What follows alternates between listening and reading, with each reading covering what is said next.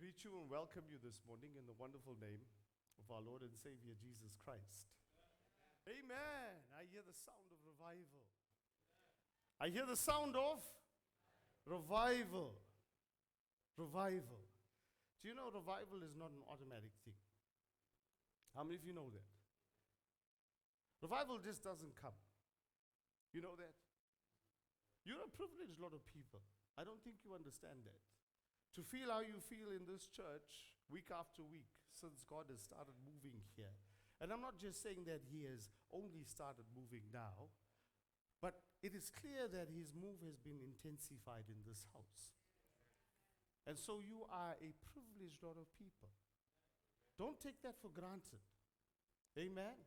Don't take it for granted. So we've been talking about it and we've been looking at many scriptures, right? We've looked at 1 Kings chapter 18, we turned to Acts chapter 2, we went back to 1 Kings 18, and then we went to Acts chapter 1. But this morning, as I try to close down this segment of I hear the sound of revival, and I say I want to close it down because revival is now here. It's moved from a prophetic sound to something that is now clear and visible in the house. Amen? How many of you know that? But this morning, I didn't do justice to 1 Kings 18, verses 41 through to 46, because when I turned there, all I did was show you that the sound is as a mighty rushing wind, right? Because the prophet here says, I hear the sound, and his sound is different, but I want to go back there. It's 1 Kings 18, and I want to read from verses 41 through to 46. If you're there already, say amen. Okay. Then Elijah said to Ahab, go up, eat and drink, for there is the sound of abundance of rain. I hear the sound of abundance of revival. So Ahab went up to eat and drink, and Elijah went up to the top of Carmel. Then he bowed down on the ground and put his face between his knees, and said to his servant, go up now and look toward the sea. So he went up and looked and said, there is nothing. And 7 times he said, go again. Then it came to pass the 7th time that he said, there is a cloud as small as a man's hand rising out of the sea. So he said, go up, say to Ahab, prepare your chariot and go down before the rain stops you. Now it happened in the meantime that the sky became black with clouds and wind, and there was a heavy rain. So Ahab rode away and went to Jezreel. Then the hand of the Lord came upon Elijah, and he girded up his loins and ran ahead of Ahab to the entrance of Jezreel. May God bless the reading of his word this morning. I hear the sound of revival. We have an Old Testament prophet saying he hears the sound, but you know what he says? He says to the king, go up, eat, and drink. Go up, eat, and drink. For there is the sound of abundance of rain. Go up, eat, and drink. So he sends the king, right? He dispatches the king. He says, you go. Go up, eat and drink. So verse 42 says, Ahab obeyed Elijah. He goes up and he eats and drinks. And Elijah went up to the top of Carmel. Then he bowed down on the ground and put his face between his knees. What does Elijah do? Sometimes people are confused by the instruction they receive from the house of God versus the behavior of the one giving the instruction. How many of you know that? There are many people that get confused. They get confused by, he's saying, go eat and drink, but he's not coming. He's saying, go eat and drink, but he's doing something different. I get invited to many things. And I don't always eat or drink. How many of you know that? If you've been around me for long enough, you'll know this is true. I'm quite happy not to eat and drink. People don't understand why I don't want to eat and drink. And that's okay. You see, when I'm waiting for God to come down, when He has spoken, but I've not seen what He has spoken about yet, I want to wait. My waiting does not mean you have to wait. I was in Malawi recently, and wherever I went, I did not eat. Now, the first night I got there, I ate because I didn't want to offend them. But the second day, I had a discussion with my host that was there, and I said to him, I'm not eating. But you eat, you drink. You know why? Because God told me He's bringing revival. He told me that when I jumped off the plane in Malawi. He said to me, revival's coming. And so I cannot go and eat and drink until I see what He said manifest. That's on me. For everyone that has a prophetic ear, understand what the Word of God is saying to you today. When God has spoken to you, and He has said He's going to change it, don't eat and drink until you see Him bring the change. I did the same thing when I was in my son's hospital. When I was in his room. Why did I go this time? Because God told me the miraculous is about to visit your home. And so I dare not go anywhere, be away from where God said He's going to bring it. So I brought my whole life to a standstill. Are you able to bring your life to a standstill when God has said He's going to do something for you? While other people are eating and drinking, can you wait for God? I told you, as I started, don't take for granted what God is doing. I know you might be eating and drinking, but don't think for a moment that you are able to eat and drink because of you. Ooh. Hey, that's a soft spot, eh? It's a soft spot. For self-made, it's a soft spot. For those of you that walked in self-made, it's a soft spot. You eating and drinking, but somebody is on their knees, waiting for God to manifest what He said He's going to do. Oh, thank God for praying mothers. We need more mothers that get on their knees about sons that have gone astray, about daughters that have gone astray. I was raised in a home where my mother was on her knees waiting for God. It was something I visibly saw every day. I know what it's like to see somebody waiting for God. The position of waiting is not seated at a table feasting. Oh, you want to talk to me about waiting for God? Don't misunderstand what I'm saying. If you've received the instruction from God via a prophetic voice, go eat and drink. By all means, go eat and drink. But for those of you that are waiting for the divine shift of God, there's one position you need to take. If you've heard Him speak, you've received that. It's ignited inside of you. It leapt inside you. Your position is not to eat and drink. You see, that king, nothing leapt inside of him. There was no connection with what was being said. But when you have a connection with what is being said, your position is different. Are you listening, Harborites?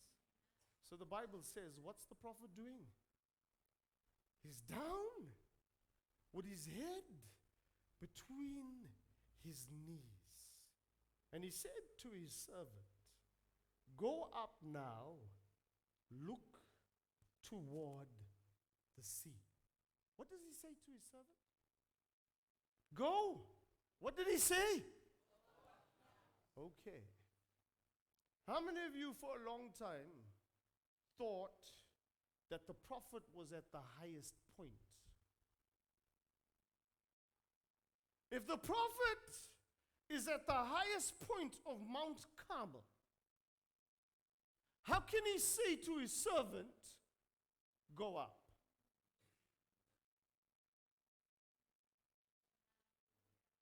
The prophetic voice is hardly at the summit of the mountain.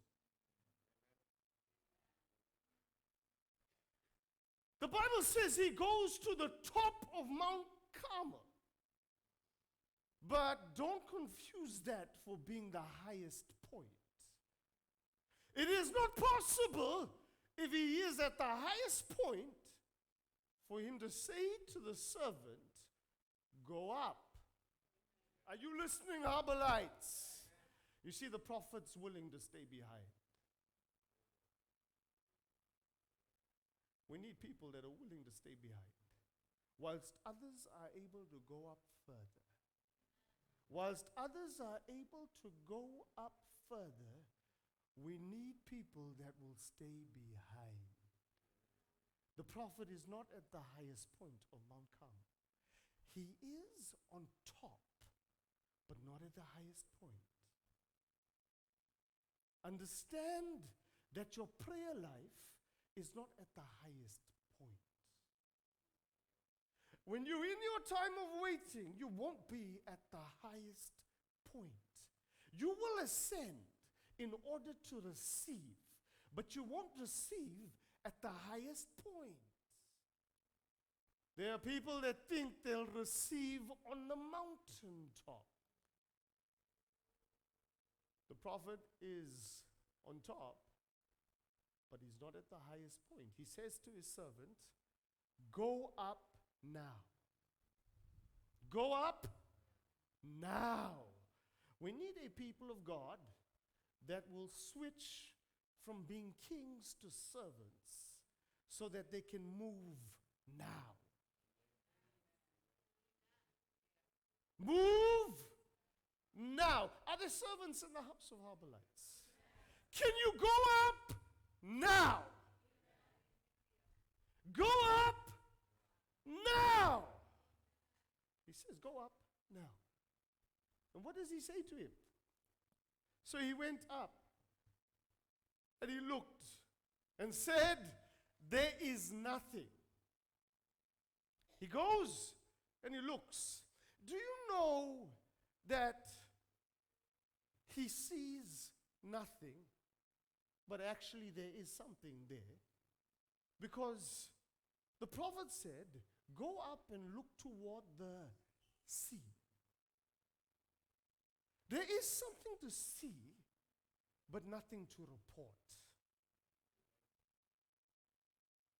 I tell people when they're sitting in a counseling session with me, answer my questions. I need to get quickly to where God wants us to get to. You want to talk about the ocean, don't talk to me about the ocean. You see, there is something to see. There's the ocean there, but there's nothing to report. Can you shift from telling people what you see to giving them something to report about? Harborites, we've shifted from view to report. We've shifted, Harborites. This entire house has shifted its status. Get there quickly for those of you that are still behind, straggling. Get there quickly. We've shifted. We're not looking at the view. We're looking to report. Even though the view's lovely, he doesn't come back and say it was spectacular, prophet. What a spectacular view. The prophet is lower down than he is, right? The Bible says, what? He comes back and he says, there is nothing. And 7 times he said, go again. Who said go again? The prophet says to him 7 times, go again. I need a people of God that won't stutter after the first move, won't stumble on the first viewing, won't go out just the first time. I need a people of God that are prepared to go again. Because the man of the house said, go again. Because the prophet said, go again. Is there people in Harbour Lights that would go again? Are there people of God in this house that would go again? Go again. Going again is not just Old Testament. Let me make sure you understand. The Bible talks to me about Christ's disciples. The Bible says they had fished all night and they caught nothing. You know what Jesus says to them? Go again. But this time let down your nets on the other side. Go to the same place, but I'll shift it for you. Get to the same place where you had nothing to report on, but I will shift it for you. For a people of God that keep going again, God will shift it. So the Bible says he goes again 7 times. 7 times. You know, 7 times speaks about dispelling uncleanliness. The Bible talks to me about another prophet that said to a man that was a leper, his name was Naaman. What does he say to him? Go dip yourself. How many times? And on the 7th time, the Bible says he came out pure. The move of God that's about to let loose in this house from this day forward is not an unclean move. There have been times and seasons where there has been an unclean move on descending on the house of God, and people have gravitated towards that. But God desires to bring a clean move. So go again, go again, go again, go again, and it will be clean. The Bible says he went, right? Okay. Verse number 44. Then it came to pass. I told you last week about then it came to pass. Were you here last week? Okay. Then it came to pass. I want you to know it's going to continuously come to pass. There's a move of God that isn't a singular move. Everywhere you go, it's going to come to pass. And again, the Bible says about this prophet, then it came to pass. And when does it come to pass? Not the first time, not the second time, not the third time, but it comes to pass on the 7th time. How many times should I forgive my brother when he's offended me? 70 times. My God, help me. Somebody wants to tell me, Myron, but you know, I've gone there 10 times. Well, if you've gone there 10 times and it hasn't changed, multiply 10 by 7. Keep going. How many times must I forgive my brother when he's offended me? Christ says, take 70, times it by 7. Take the number of times you've gone before in failure, multiplied by 7. Keep going until you see it change. So the Bible says it came to pass on the 7th time. What comes to pass on the 7th time?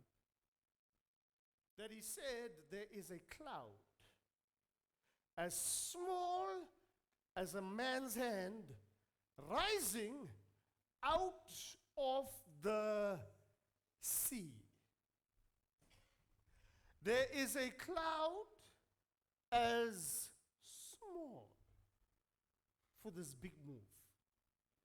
I hear an abundance of rain, but there's a hand as small as a man's hand. It's not descending from heaven.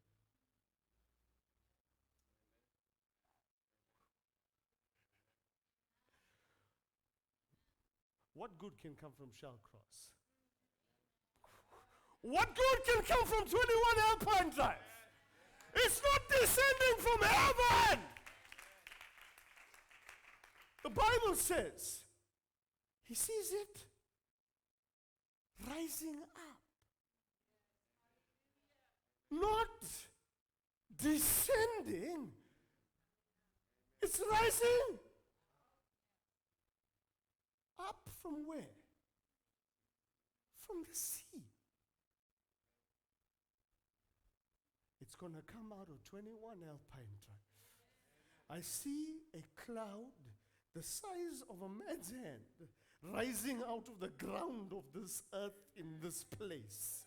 I see it arise out of this place. Let me make sure you understand. It came from a natural source, the sea. Let's go back. Open your textbooks. Don't open your Bibles. You all did evaporation. Did you study evaporation? It's a natural thing with a supernatural shift. Understand here, Harborites. The man is watching something called evaporation. Our textbook would call it small evaporation. The guy can see it. Small. It's coming out. I want God to open up your eyes to natural shifts in the environment of your life that you might not understand, even though it's a natural thing, as natural as evaporation. But there's about to be a burst in the heavenlies as a result of this natural thing arising. God created evaporation before the drought was even there. So let me make sure you understand something here, child of God. In order to do something new, He'll take it out of what is old. Hey. Evaporation was not created that day. Evaporation was created a long time ago, before that day. But God allows the servant on the seventh time to see just a little bit of evaporation. I see it arise. Have you watched evaporation? Have you watched it? Go Google it when you go home. Go check YouTube. Say, I want to watch evaporation. Without science, it's not possible to see evaporation. So God brings a scientific shift into a common servant, so he's able to see stuff without a microscope, my bro. Without a microscope, say. From a distance, he's checking this thing rising. I want God to move in your life so without the methods man uses, you'll be able to see what he's doing naturally to bring in the supernatural. People come and lie here. That's a natural thing. But when they lie here, something supernatural jumps in. You don't understand, Harborites. It's natural. You're thinking, I must make myself look stupid. Come and lie in the front. He says, come and lie prostrate. I didn't say prostate. Prostrate. So the Bible says what? He sees it. He sees evaporation. Understand another thing. I told you the prophet is not as high as where he goes to watch. The prophet sends him up higher to look down, but the prophet is bowing his head between his knees. You thought he's kneeling down for nothing. Spiritually, his spirit has leapt and moved with the angels that have descended in that place, and he's pulling it out of the ground. He says, go look down. Go look at the sea. And he's making it come out of the ocean. So the Bible says he sees this and he goes and he tells the prophet. So he said, go up, say to Ahab, prepare your chariot and go down before the rain stops you. Wow. Wow. Wow. Wow. Sure. How many of you got that one? Verse number 42, he said to Ahab, go up to eat and drink. The prophet, the Bible says, is on top of Mount Carmel. Is that right? He told the king, go up, eat and feast. He's on top of Mount Carmel. His servant has ascended higher on the mountain to go and look for this move that God's bringing.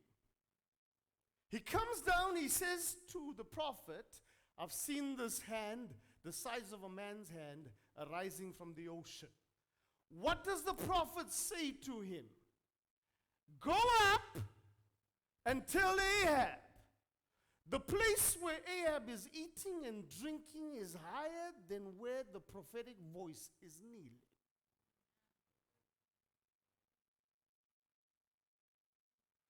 People didn't realize that the king is eating and drinking higher up. The prophet is lower down to where the king is eating and drinking. Let me make sure you're getting what I'm saying. Those that are waiting on God are never waiting as high as the king that's feasting and drinking.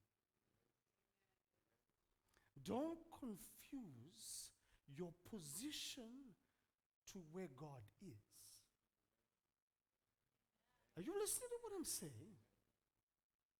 Are you listening to what I'm saying, Harborites? This is important because everybody seeks to get to the highest point. The pinnacle is not where the prophet is. The king is even higher up than where the servant was. Because the prophet says to the servant, go up and tell the king he better get down. Let me try here. He said, go up to the king and tell him to get down. He said, go up to Ahab, prepare your chariot and go down before the rain stops you.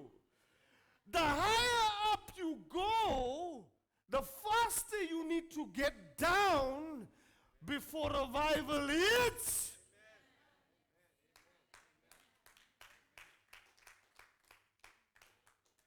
5 people got it. The Bible says, he says, go tell that king, get in your chariot and ride down.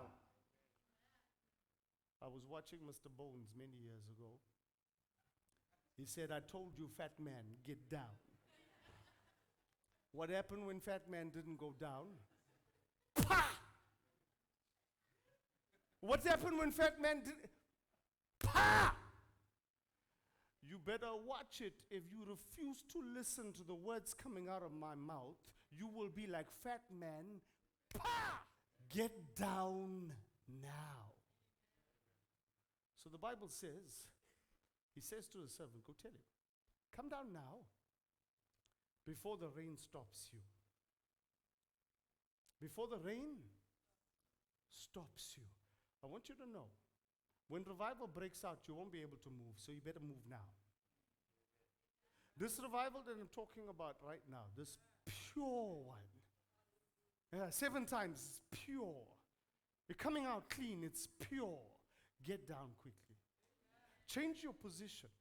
I don't care who you are. I don't care how long you've been eating and feasting and drinking. Get down quickly. So the Bible says, verse number 45, now it happened in the meantime that the sky became as bright as the sun. The move of God must be as bright as the sun, surely.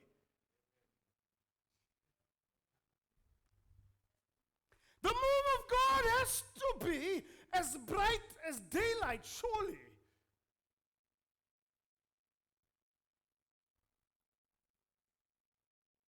I got to a very dark place in my life. And I asked God, why? Why did you put me in this dark place? I don't know if anybody's been in dark places, but I came to tell you something. You got put in the dark place because revival's coming because you went down on your knees in this dark place. It changed because God used what you were going through. Oh, you don't understand. Revival does not come because of money. Revival does not come because of chariots and kings with crowns. But revival comes because the prophet went down low. The Bible Bible says it got black. Wow. Wow. Now I understand why those disciples that day, when they were in the boat, the Bible says fear gripped them, not because of the storm, but they saw Jesus walking on the water and they thought he was a ghost. That tells me he got darker there. Hey, my God, help me. Let me make sure you understand. The Bible further tells me that the devil presents himself as an angel of light. That means you don't know who's who. God, when he's coming, it gets dark. Let me take you back to the beginning. The Bible says in the beginning, God created the heavens and the earth. But the earth was void, shapeless, formless, and dark. There was no devil there at that time. How many of you know that? There was only God.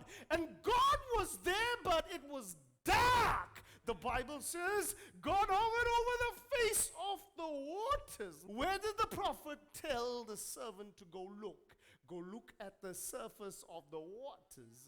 My God, help me.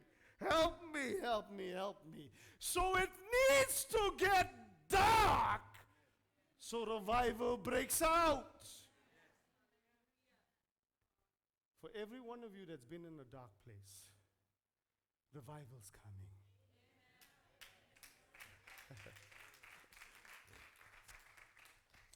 It became dark with clouds and wind.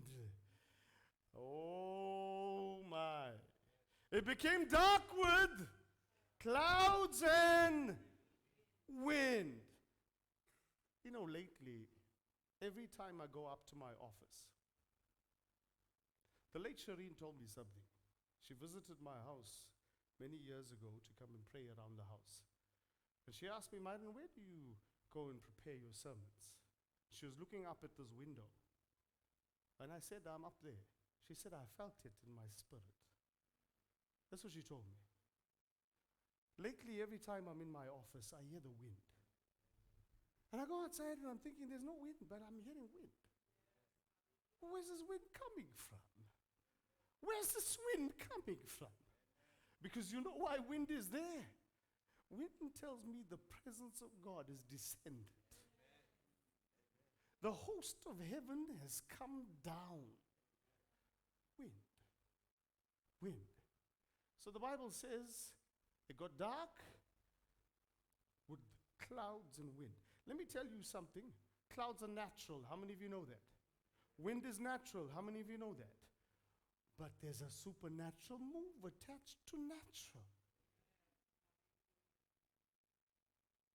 So the Bible says, so Ahab rode away and went to Jezreel. Then the hand of the Lord came upon Elijah. You know what is strange to me? The king is coming up from higher up, right? He's coming down from higher up. He doesn't offer the prophet a lift.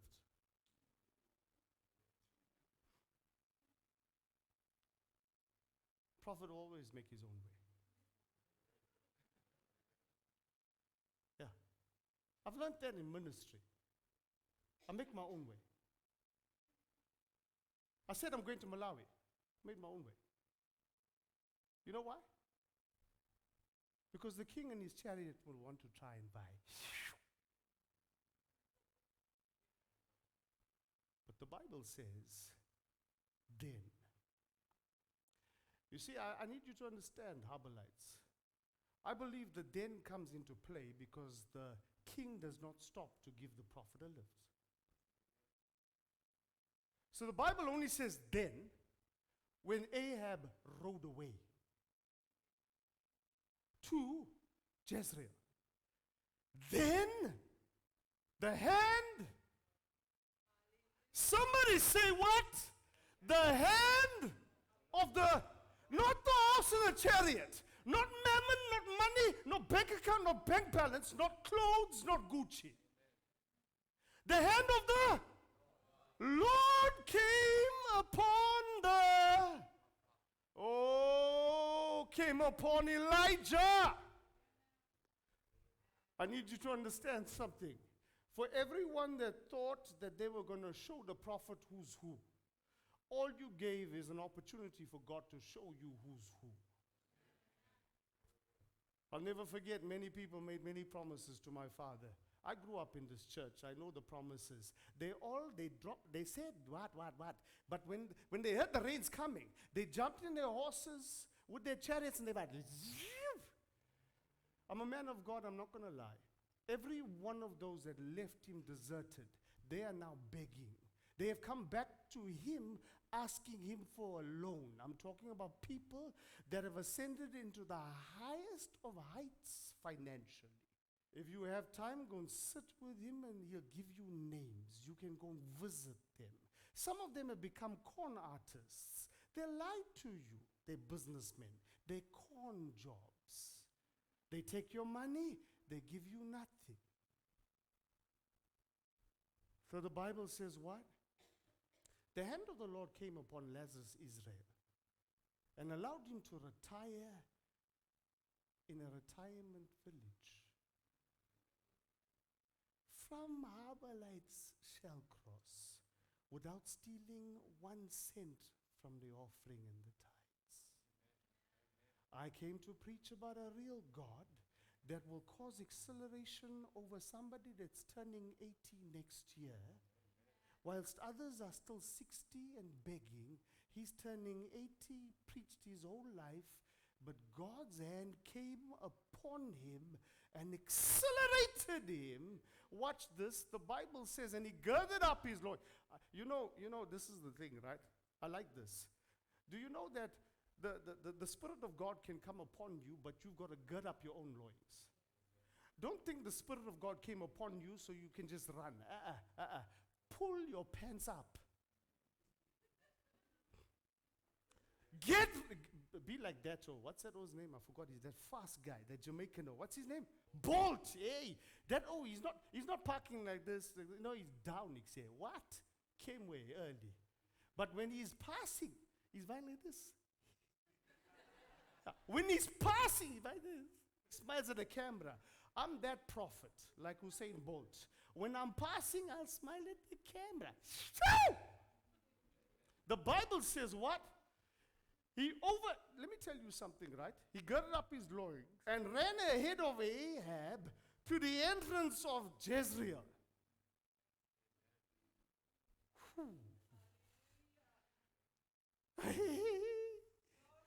Oh, for everyone that was left deserted by your king. Is there a sister that wants to say amen?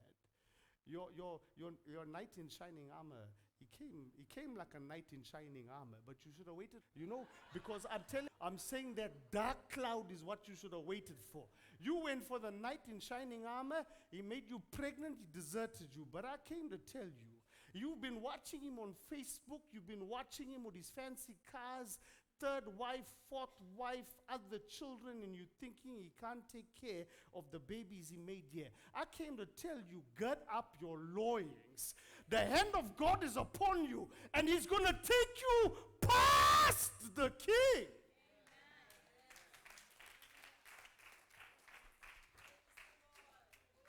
Don't leave, brah. Stay with there. Stay with there. Stay with there. I came to also say, for every faithful man that has taken all the abuse, the Spirit of God is upon you. Gird up your loins with your fro. You're going to drop it like it's hot. The Bible says what? He girded up his loins and he ran ahead. Natural. Do you know a chariot is not natural? A chariot is not natural. It's crafted by the hand of man. Don't get caught up in the craft of man. This move of God that's coming, it's here. It's here. It's not a man-made thing. But understand something. God will cause 21 Alpine Drive to accelerate. To accelerate. to accelerate. Gird up your loins, child of God.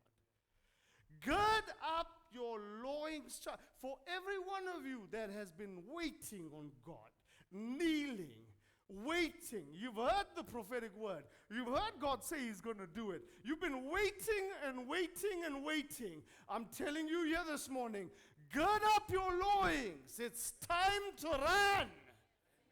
It's time to run. Run. Run. Run. Run. Run. Run. They shall run and not grow weary. They will walk and not faint. For the Lord will go before them, and His joy will be their strength. They'll mount up with wings as eagles. That's revival. That's revival. That's the revival I'm talking about. Would you stand with me here this morning, Harbour Lights? That's the revival that we've been waiting for. That's the revival. You might not have been as high as others were. You might have been lower than others. You've been on your knees before God, waiting and waiting and waiting. The Bible says, they that wait upon the Lord. Hey, the prophet waited on God. He just had a major victory down in the valley against all the prophets of Baal. He had a major victory, but even though he had the major victory, he did not ascend to the mountain to celebrate. He ascended to the mountain to wait on God.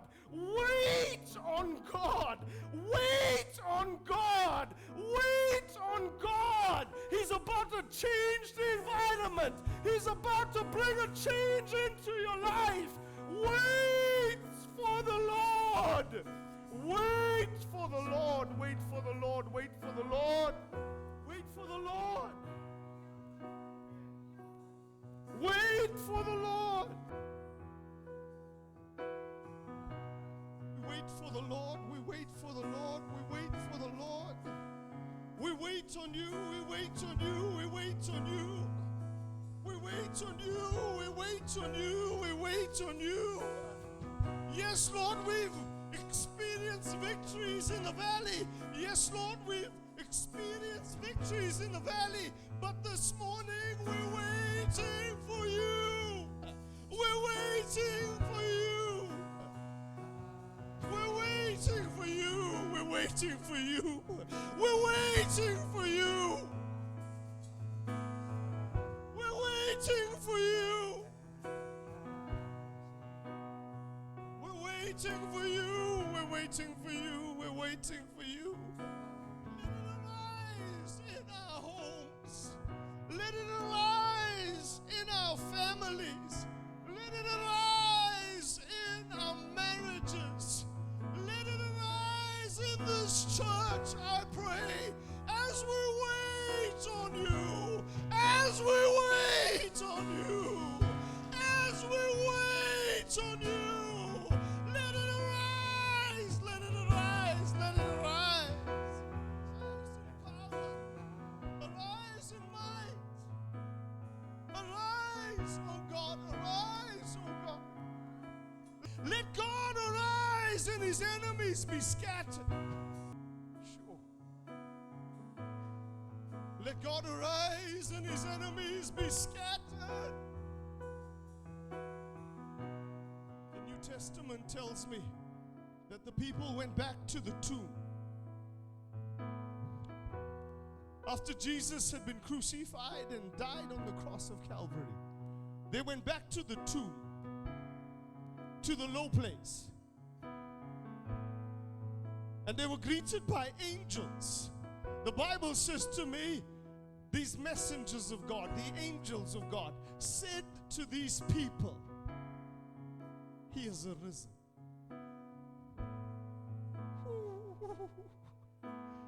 I pray for divine visitation in your low places. I pray for angelic voices in your low places. I pray for angels to show up in your low places that will tell you It's arisen. It's arisen. It's arisen. It's arisen. It's arisen. The Bible says, the servant said, I see a cloud the size of a man's hand arising. Hallelujah.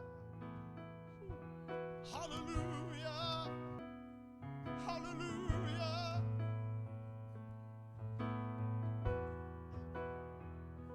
If you felt a leaping inside of your spirit this morning as the word was spoken, just lift up your hands.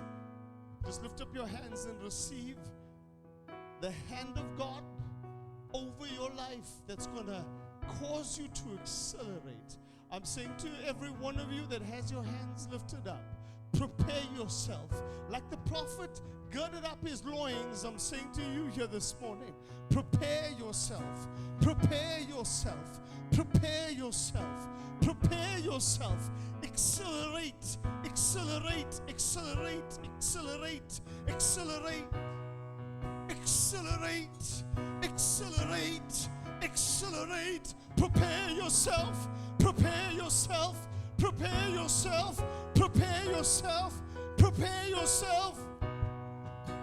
Let me make sure you get that right, what I'm saying to you. The Bible says that there were 10 virgins. This is a parable that Jesus used. He said there were 10 virgins. 5 were prepared. 5 were unprepared. Let me make sure you get this right. Because you're saved does not mean you prepared. There were 10 virgins, all pure. But the Bible says Jesus' parable to his people. 5 were prepared, 5 were unprepared. I'm saying to the house of God this morning, God's going to accelerate you. I know you're saved. I know you've called upon Jesus and you've received salvation. But this morning I'm saying to you, prepare yourself. Get oil in your lamps. Get oil in your lamps. Get oil in your lamps. Get oil in your lamps, says God.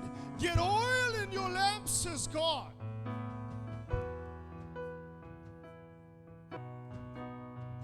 I speak to everyone that's found in a dark place right now. Don't give up. Wait on the Lord. Wait on the Lord in your dark place. Wait on the Lord in your dark place. Wait on the Lord. Wait on the Lord. Wait on the Lord. Wait on the Lord. Some of you caught in a dark place of marriage, in a dark place of family life, in a dark place at your house or at your job. Wait on the Lord. Wait on the Lord. Wait on the Lord. Wait on the Lord. Have you not heard? This God that I serve, he neither sleeps nor slumbers. He is never asleep. His ears are never closed. His eyes are never closed. His ears are always attentive to the call of his children. His eyes are always opened. He watches you. He watches you. He watches you. Have you not heard? This God that I serve, he never sleeps nor slumbers. For some of you, I want to say to you, you in that 7-time period. For some of you, I want to say to you, keep going. Go again. Go look again. Go look again. Go look again. And some of you might say to me, Myron, I've already gone 7 times. Under the prophetic voice of this house, I'm saying go again. 7 times 70. Go again. Go again. Go again. Go again. Go again. Go again. Go again. Go again. Go again. Go again. Go again. Go again. Go again. Don't give up.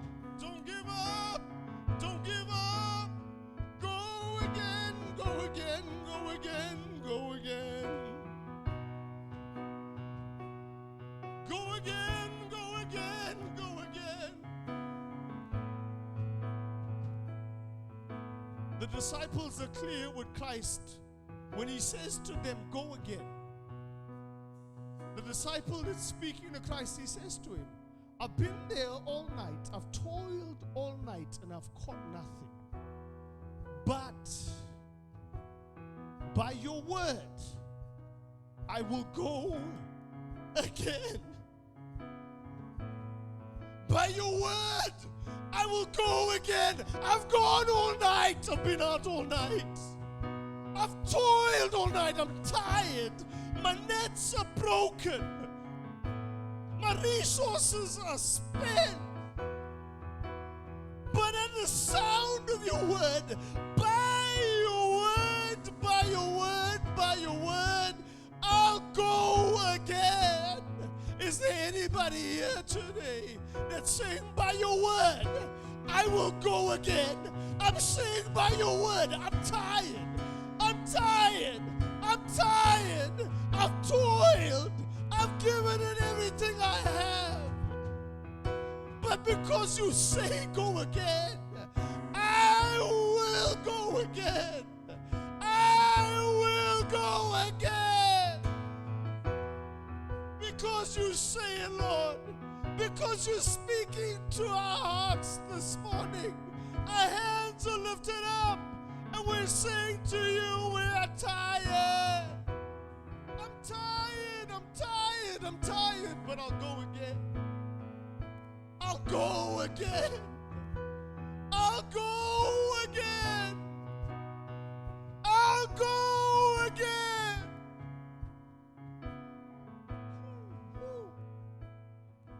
I know what happens when you keep going. I've seen the miraculous because we kept going. I've seen it happen against all odds, against all odds.